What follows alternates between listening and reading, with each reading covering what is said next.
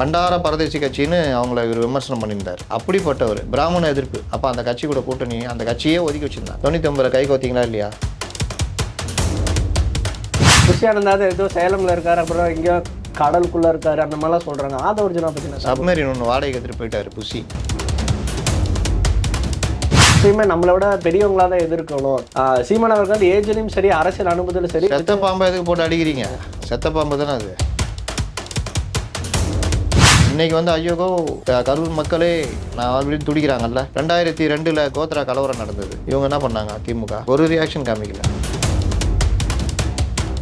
அப்போ இந்த அனுபவம் இல்லாதவர்களுக்கு ஒரு இக்கட்டு, பெரிய இக்கட்டு வந்தோடனே செதறி ஓடு.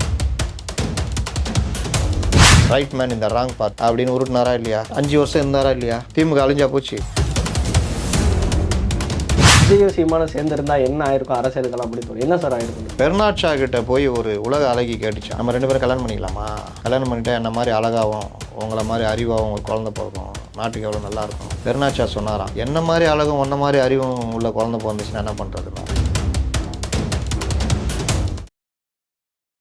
அகாடமி வியூவர்ஸ் எல்லாருக்கும் வணக்கம். இன்னைக்கு நம்ம கூட மூத்த பத்திரிகையாளர் அப்துல் முத்தலிப் அவர்கள் தான் நம்ம கூட இருக்காரு. இப்போ சமீபத்திய அரசியல் நிகழ்வு பற்றி அவர் கூட பேசி தெரிஞ்சுக்க போகிறோம். வாங்க பேசலாம் சார். வணக்கம் சார். வணக்கம். எப்படி சார் இருக்கீங்க? நல்லா இருக்கேன். இன்னைக்கு வந்து பாஜக வந்து ஹாப்பியாக இருப்பாங்களா சார்? இன்னைக்கு அதிமுக ஹாப்பியாக இருப்பாங்களா, பாஜக ஹாப்பியாக இருப்பாங்களா?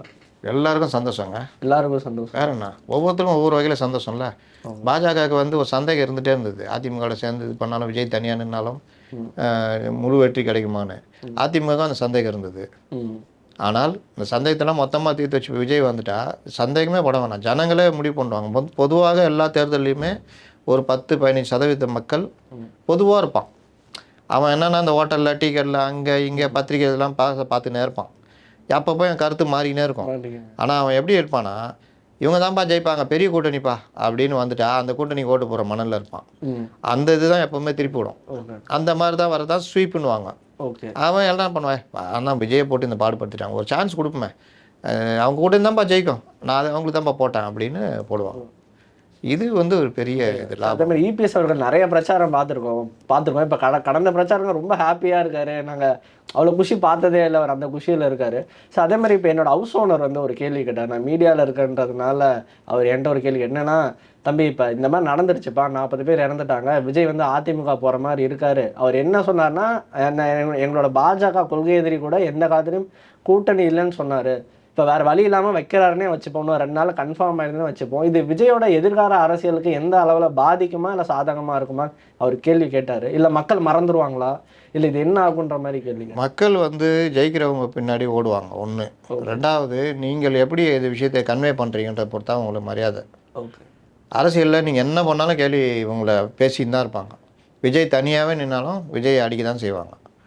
இதுக்கு பதில் நீங்கள் சொல்ல வேண்டியது, 1999 கலைஞர் பாஜகவோட கூட்டணி வச்சார். அதுக்கு முன்னாடி வரைக்கும் திமுகன்றது என்ன கட்சி? பெரியார் வழி வந்த கட்சி, சனாதன எதிர்ப்பு, சமூக நீதி கட்சி, அண்ணா வழியில் வந்தவர்கள், இப்படி தானே இருந்துச்சு. பண்டார பரதேசி கட்சின்னு அவங்கள இவர் விமர்சனம் பண்ணியிருந்தார். அப்படிப்பட்டவர் பிராமண எதிர்ப்பு. பாஜகனா என்ன கட்சி? பிராமணர்கள் பெரும்பாலும் இருக்கிற கட்சி. அப்படி தானே இருந்தது. இன்னைக்கு பிற்படுத்தப்பட்டோர், பட்டியலின மக்கள்லாம் ரொம்ப பேர் உள்ள கட்சிக்குள்ளே வந்துட்டாங்க. அதான் அந்த கட்சியுடைய வளர்ச்சி காரணம். அப்போ யார் இருப்பா? பெரும்பாலும் இது. அப்போ அந்த கட்சி கூட கூட்டணி அந்த கட்சியே ஒதுக்கி வச்சுருந்தாங்க. 99 கை கோத்தீங்களா இல்லையா? என்ன சொன்னீங்க? என்னங்க இந்த மாதிரி பண்ணிட்டீங்க?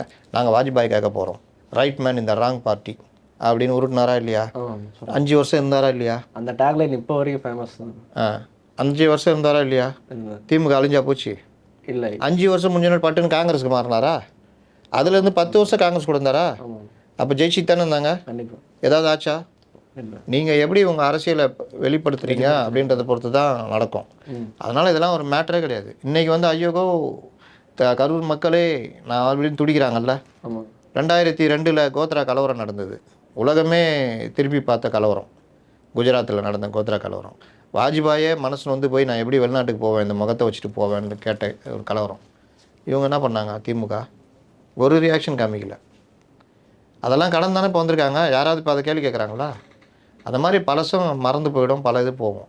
விஜய் ஜெயிக்கிறாருன்னா விஜய் பின்னாடி எல்லாம் ஓடும், ஊடகங்கள்லேருந்து எல்லாம் ஓடும். இதே ஊடகங்கள் ஆளுங்கட்சி ஏடிஎம்கே மாறிச்சுன்னா அப்படியே சாஞ்சிரும். கொஞ்சம் பேர் புலம்பிட்டு இருப்பான். மற்றபடி எல்லாம் விஜய் போகிறார், விஜய் வர்றார், விஜய் இது ஏன் இதை நான் சொல்கிறேன்னா, பாமக ஒரு தடவை 18 எம்எல்ஏ 19 எம்எல்ஏ ஜெயிச்சாங்க. அப்போ நான் பார்த்துருக்கேன். அப்படி இது பண்ணுவாங்க ஜிகே மணிக்கு எல்லாத்துக்குமே.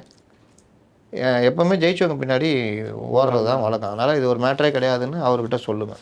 அதே மாதிரி இன்னும் ரோட்டில் அவரே தான் அவர்கிட்ட பேசிட்டு இருக்கும்போது தான் கேட்டார், அவர் எப்படி வந்துட்டு இருந்தார், இப்போ ஃபுல் ஃப்ளெஜ்ஜாக வந்துட்டு இருந்தார், மிகப்பெரிய மக்கள் ஆதரவு, 40 பேர் செத்துட்டாங்க, ஆள் 10 நாள் வெளியே வரலையாப்பா, வீட்டுக்குள்ள அப்படி என்னதான்ப்பா பண்ணுறாரு, இப்படி கஷ்டப்படுறாரு, அவரோட இந்த நிலைமைக்கு என்னப்பா காரணம், உனக்கு தெரிஞ்ச சொல்லுன்னு என்கிட்ட கேட்டார்.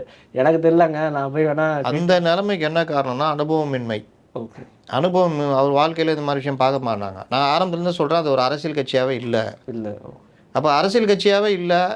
நீங்கள் வடிவேல் காமெடி தான் ஒன்று வரும். ஒரு ஹோட்டலில் போய் தூங்கிட்டு இருக்கவங்களை எழுப்பி இது ஊத்தப்பம் போட சொல்லுவார், பார்த்துறீங்களா? அதுக்கு விளக்கெல்லாம் சொல்லுவார், வர வர வர தேய்ச்சி அப்படி ஊற்றி அப்படி போட்டு இது பண்ணி அவன் எல்லாத்தையும் கேட்டு சாருக்கு ஒரு ஊத்த பார்சல்னுவான். அவனை அடிப்பார், அவனுங்க வந்து இவரை போட்டு அடிப்பானுங்க. அப்போ அவனுங்க என்ன சொல்லுவானுங்க, நாங்களே பொழுது போகாமல் ஒரு ஹோட்டல்ன்ற பேரில் திறந்து வச்சு தூங்கினுக்கிறோம், நீங்கள் வந்துட்டு ஊத்தப்பம் கேட்குறியான்னு அடிப்பானுங்க.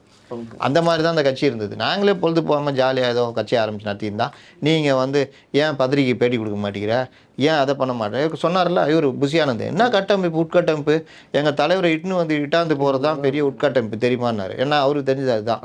அப்போ இந்த அனுபவம் இல்லாதவர்களுக்கு ஒரு பெரிய இக்கட்டு வந்தோடனே செதறி ஓடி சங்கத்தை கலைங்கப்பா அப்படின்னு செதறி ஓடிட்டாங்க. இதுதான் காரணம். அப்போ விஜய் வந்து ஏற்கனவே பேச வராது, பயம். அப்போ இந்த மாதிரி பிரச்சனை வந்தோடனே கம்முன்னுட்டார். இல்லாட்டி டெய்லி ஒரு வீடியோ போடலாம்ல வீட்டில் உட்காந்துங்கண்ணே, இவங்களுக்குலாம் பதில் சொல்லிட்டே இருக்கலாம்ல, எதுவுமே பண்ணலையே. அதுவே சில சமயம் அவருக்கு ப்ளஸ்ஸாக மாறுது. அவர் நப்பா பண்ணுவார் பாவம்பா அப்படின்னு.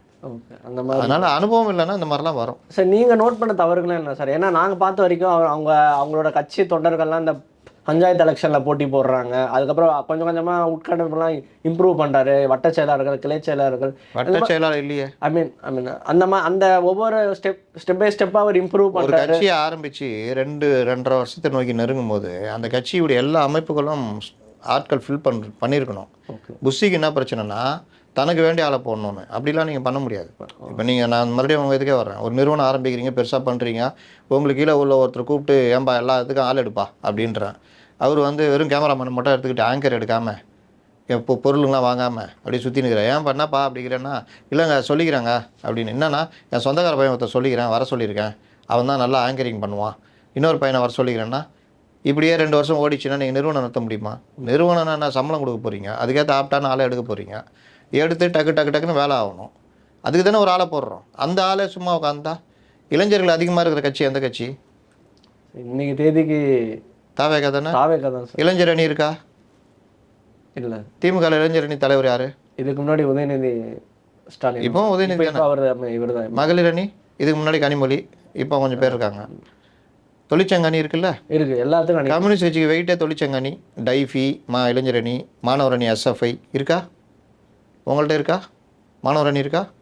அதிகமாக ஸ்கூல் போகிற பசங்க தான் உங்கள் கட்சின்றீங்க. மாணவர் அணி இருக்கா? இளைஞர் அணி இருக்கா? அதிகமான இளைஞர்கள் இருக்காங்க. இளைஞர் அணிக்கு மாநில நிர்வாகி ஏதாவது இருக்கா? மகளிர் அணி இருக்கா? பெண்கள் இருக்கிறதுல இருக்கா? இல்லை. தொழிற்சங்க அணி இருக்கா? தாவேகா தொழிற்சங்க அணின்னு இருக்கா? கமலஹாசன் கூட ஒன்று ஆரம்பிச்சு சுற்றி இருந்தார். ஓகே, உங்கள்கிட்ட இருக்கா? அப்போ இதை தான் உட்கட்டமைப்புன்றேன். இது எதுவுமே இல்லாமல் நீங்கள் என்ன பண்ண முடியும்? அதனால தான் உங்களுக்கு பிரச்சனை. வெறும் விர்ச்சுவல் வாரிசுன்னு வச்சுக்கிட்டு அது கூட அந்த பசங்களாக தன்னெழுச்சியாக பண்ணியிருந்ததை நீங்களாக விர்ச்சுவல் வாரிசுன்னு போட்டு அந்த சிடி நிர்மல்குமாரை போட்டு விட்டீங்க. ஆனால் அவர் தான் டெய்லி கிளாஸ் எடுத்து இதெல்லாம் பண்ணுன்றாரா? அவன் கண்டபடி திட்டுறான், எல்லாம் போடுறான், எடுக்கிறான், தன்னெழுச்சியாக வேலை செய்கிறான். நான் கூட ஒரு பதிவு போட்டேன், எல்லாரும் ஓடி போயிட்டாங்க, நீ விஜய்க்கு துணையாக இருக்கிறது இந்த சின்ன பசங்க தான், இந்த விர்ச்சுவல் வாரியர்ஸ் தான் போட்டேன். ஏன்னா அவன் மட்டும்தான் இருந்து சண்டை போட்டுட்டு இருக்கிறான். மற்ற எல்லாம் பாருங்கள் எவனா பேசுகிறானா, பைக்குக்குனே போகிறதா சார் வர. இப்போ தான் முக்கியமான இடத்துக்கு வரும். விஜய் அவர்கள் ரொம்ப ஸ்ட்ராங்காக நம்மளுக்கு ஆதவர்ச்சுவல் அவர்கள் தான் கொஞ்ச நாள் சென்னையில் இருந்தார். அதுக்கப்புறம் நான் ஸ்போர்ட்ஸ் விஷயமா நான் டெல்லி போகிறேன் அப்படின்ட்டு போனார், இன்னும் வரல. அந்த நிகழ்ச்சியே 4ஆம் தேதி தான் டேராடூனில். அதுக்கு கூட கலந்துக்கல, இப்போ வரைக்கும் டெல்லியில் தாங்கிறாரு. என்ன சார் பண்ணுறாரு? அவரை பற்றின தகவல் எனக்கு புஷியானந்தாவது ஏதோ சேலமில் இருக்கார், அப்புறம் எங்கேயோ கடலுக்குள்ளே இருக்கார், அந்த மாதிரிலாம் சொல்கிறாங்க. ஆதவர்ச்சுவலை பற்றின சப்மரீன் ஒன்று வாடகை எடுத்துகிட்டு போயிட்டார் புஷி கடலுக்குள்ளே. இவர் வந்து சும்மா அப்படியே ஊட்டின்னு டெல்லியிலே உட்காந்துருக்காரு. இது இப்போ வழக்கு நடக்குதுல்ல, அந்த வழக்குகளுக்கு இதை மேற்பார்வை பார்த்துக்கின்னு அப்படியே ஊட்டிகிட்ருக்காரு. நீங்கள் கைது பண்ணணுன்னா கோர்ட்டே சொல்லிச்சு, ஏன் ஆதவை கைது பண்ணலன்னு, ஏன் ஆதவ மேலே நடவடிக்கை எடுக்கல, நாங்கள் தான் சொல்லணுமா ஒவ்வொன்றுக்குன்னு. அந்த வழக்கு இந்த ட்விட்டருக்கு போட்டேன், அதுக்கே கைது பண்ணிடலாம்ல, பண்ணல. அப்போ தெரியுதா போலீஸுக்கு கைது பண்ணுற எண்ணம் இல்லை, ஆனாலே இவர்கள் தலைமறைவாக இருக்காங்க. இதுதான் இவங்களுடைய ஸ்டஃப்பு. அதனால் எல்லாருமே சதுரி ஓடி போய் கிடக்குறாங்க. விஜய்கிட்ட எத்தனை பேர் பேசுகிறாங்கன்னு கூட தெரியாது. ஓகே, அதுதான் அதுதான் பிரச்சனை. ஸோ அதே மாதிரி இன்னைக்கு வந்து நான் ஒரு அந்த ரூமர்ஸ் படி விஜய் வந்து கரூர் போய் பார்க்குறதா ஒரு தகவல் இருந்தது. இன்னுமே அதுக்கான முன்னேற்பாடுகள் நடந்த மாதிரி பர்மிஷன் கேட்டு கொடுத்துருக்காங்க. நான் சொன்னேன்ல, நேற்று டிஜிபி ஆஃபீஸில் முந்தானத்து கொடுத்து எஸ்பி ஆஃபீஸில் கொடுக்க சொன்னாங்க. இன்னும் உட்காந்து லெட்டர் எழுதினுக்கிறாங்க. நேற்று ஃபுல்லாக எஸ்பி காற்று இருந்துட்டு போயிட்டார். இன்றைக்கி போய் கொடுத்தா கொடுக்கலாம். ஏன்னா 13 இல்லை 14ன்றதுனால நாள் இல்லை. இவங்களுக்கு இடம் எதோ எடுக்கிறதுல பிரச்சனை போல், அதனால் வெயிட் பண்ணியிருக்காங்க. போயிடுவார். 13, 14 போனாலும் 15, 16 போக போகிறாரு. ஏதோ ஒரு தேதியில் அவர் போகிறது உறுதி.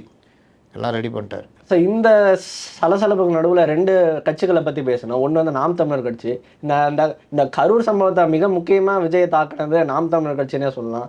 அந்த சாட்டை துறைமுகனாக இருக்கட்டும், இடுமாவனம் கார்த்திகா இருக்கட்டும், டெய்லி ஒரு வீடியோ போடுறது, பேட்டி கொடுக்கறதுன்னு அவங்க விஜய் விமர்சிச்சிருந்தாங்க. அவங்களோட அல்டிமேட் கோலே திமுக எதிர்க்கிறதா தான் இருந்தது. அதுலேருந்து கொஞ்சம் விலகி வந்துட்டாங்களோ அப்படின்னு தோணுது. அந்த கட்சியோட கடந்த 10 நாட்கள் அவங்களோட செயல்பாடுகள் எப்படி பார்க்குறீங்க? முதல்ல ஆதரவு கொடுத்தது சீமான் தான். ஆமாம், தம்பி என்ன பண்ணோம், தம்பி மேலே தப்பு இல்லைன்னு. ஆனால் மறுநாள் எல்லோரும் சேர்ந்துக்கிட்டு விஜய் அடிக்க ஆரம்பித்தாங்க.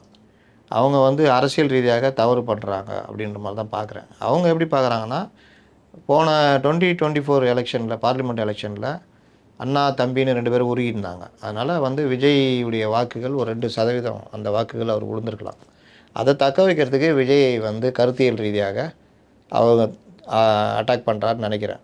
ஒருவேளை விஜய் ரசிகர்களாக இருந்து விஜயுடைய அரசியல் பிடிக்காதவங்க அண்ணன் சீமான் தான் கரெக்டுன்னு போடலாம், அந்த ரீதியில் அடிக்கலாம். ஆனால் இந்த நேரத்தில் போட்டு விஜயை போட்டு அடின்னு அடிக்கிறதுன்றது யாரும் வந்து ரசிக்கலை. ஓகே, இவங்க இந்த நேரத்தில் அவர் கொஞ்சம் பொதுவாக பேசியிருக்கலாம். இப்போ அண்ணாமலை பேசுன மாதிரி உங்களுக்கு பொறுப்பு இல்லையா அப்படின்ற மாதிரி. நீ நீதிமன்றங்களும் அதை தான் சொல்லுது. அதனால் அவங்க போகிற பாதை இந்த விவகாரத்தில், அதனால தான் அவங்க வந்து பெருசாக இப்போ எடுபடலை. நீங்கள் எந்த நேரத்தில் எப்படி அடிக்கணுன்றது ரொம்ப முக்கியம். தப்பு பண்ணுறாங்கன்னு தான் என்னோட தப்பு பண்ணுறாங்கன்னு தான் தோணுது. ஏன்னா இதுக்கு முன்னாடி வேற ஒரு பேப்பர்லேயே ஒரு ஆர்டிக்கல் வந்திருந்தது. எப்பயுமே நம்மளை விட பெரியவங்களாக தான் எதிர்க்கணும். சீமான் அவர்கள் ஏஜ்லேயும் சரி, அரசியல் அனுபவத்திலும் சரி. செத்த பாம்பை எதுக்கு போட்டு அடிக்கிறீங்க? செத்த பாம்பு தானே அது. ஆதரவு கொடுங்க. நீங்கள் கொஞ்சம் பேசினா தானே உங்கள் மேலே மரியாதை கூடும். இந்த ரசிகர் பார்ப்பான், நம்ம தலைவரை பண்ணுறான்பா, சரி அவரது நிற்கல. இதில் என்னென்னா, இவர் விஜயை சாப்பிட்டா அடிச்சுக்கிட்டு டிஎம்கே அடிச்சிருந்தாருன்னா, விஜயுடைய ரூட்டு தப்புன்னு அடித்தாருன்னா, விஜய் ஒருவேளை பிஜேபிக்கு போகிறது பிடிக்காத ரசிகர் இருப்பான்ல, அவன் நாம் தமிழர் கட்சிக்கு போடுவான். அப்போ நீங்கள் அதுக்கேற்ற மாதிரி அடிக்கணும். நீங்கள் ரொம்ப மோசமாக விஜய் அடிச்சிங்கன்னா அவன் உங்களுக்கு போட மாட்டான்.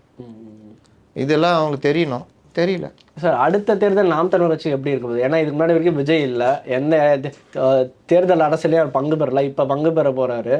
அது சேம் விஜய்க்கு அடுத்து ஒரு அதிகமாக சின்ன பசங்க இருக்கிற கட்சி, யங்ஸ்டர்ஸ் இருக்கிற கட்சினா அது நாம் தமிழர்னே சொல்லலாம். அவங்களோட எதிர்காலம் எப்படி இருக்கும்? அடுத்த எலெக்ஷன் எப்படி இருக்கும்? நீங்கள் 93 மிகப்பெரிய எழுச்சியாக வைகோ வந்தார் வெளியே. அவர் சென்னையில் நடத்தின ஒரு ஊர்வலம் தலை வந்து இதில் இருக்குது. இப்போ அப்போல்லாம் மவுண்ட் ரோட்டில் ஊர்வலம் நடத்தலாம். தலை வந்து சீர்ணி அரங்கத்தில் இருக்குது. சீர்ணி அரங்கம்னா பீச்சில் அப்போ பொதுக்கூட்டம் நடத்தலாம்.